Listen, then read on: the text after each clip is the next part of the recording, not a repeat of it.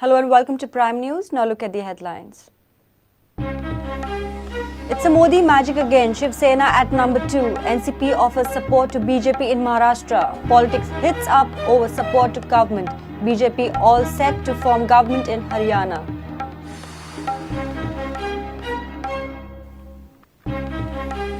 Team Goa BJP fails to win over Konkan. Shiv Sena sweeps major seats. Kesarkar retains Sawantwadi. Narayan Rane loses in Kudar. Parrikar says fell short of efforts.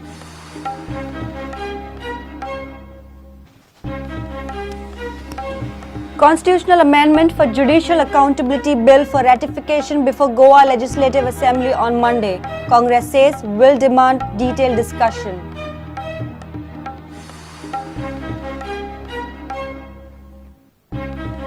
Ecology for economics and economy for ecology, a best formula for Goa. Acclaim industrialist, employment a need, not at cost of environment, says activist.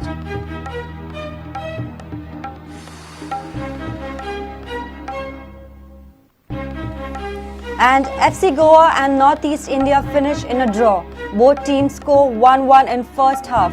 Goa loses 1-0 lead on controversial penalty. FC Goa next to play again, Kolkata and Goa.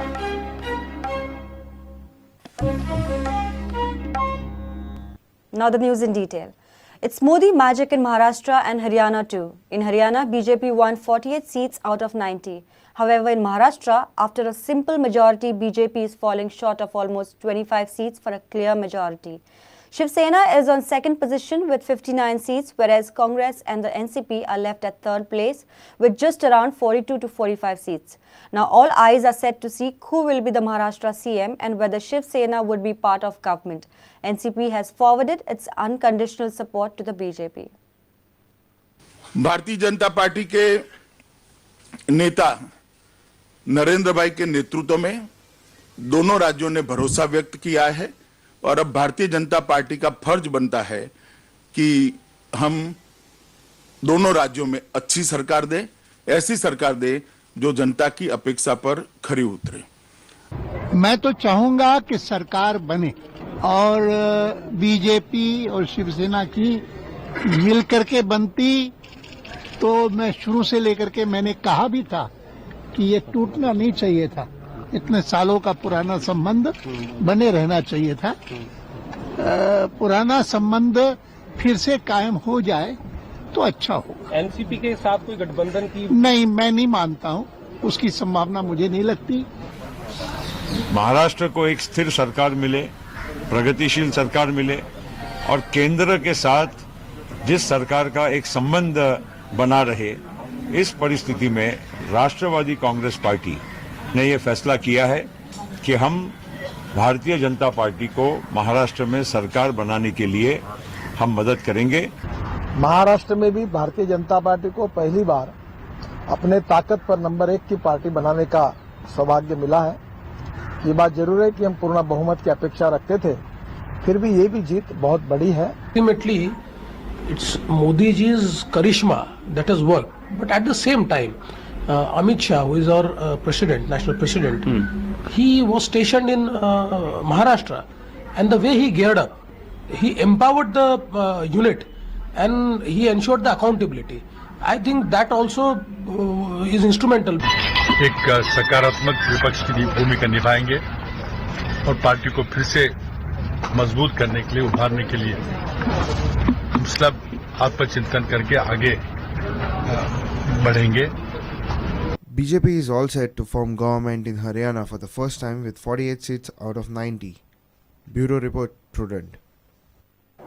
Modi magic is passed out with flying colours in rest of Maharashtra, but seems like CM Parrikar and Team Goa BJP's magic did not work in Konkan. Shiv Sena has left no space for the BJP in the Konkan region, bearing Panvel seat. Parrikar says BJP fell short of efforts. Goa BJP workers campaigned hard in almost 15 constituencies in Konkan. Shiv Sena got 7, 1 for BJP and others were shared among the Congress, NCP and others. Shiv Sena defeated Congress heavyweight Narayan Rane in Kudar, while Shiv Sena's Deepak Kesarkar retained his Sawantwadi. माझा पराभव झाला तो मी मान्य करतो, किंवा पराभव स्वीकारतो. मतदारांनी दिलेला कौल मला मान्य आहे.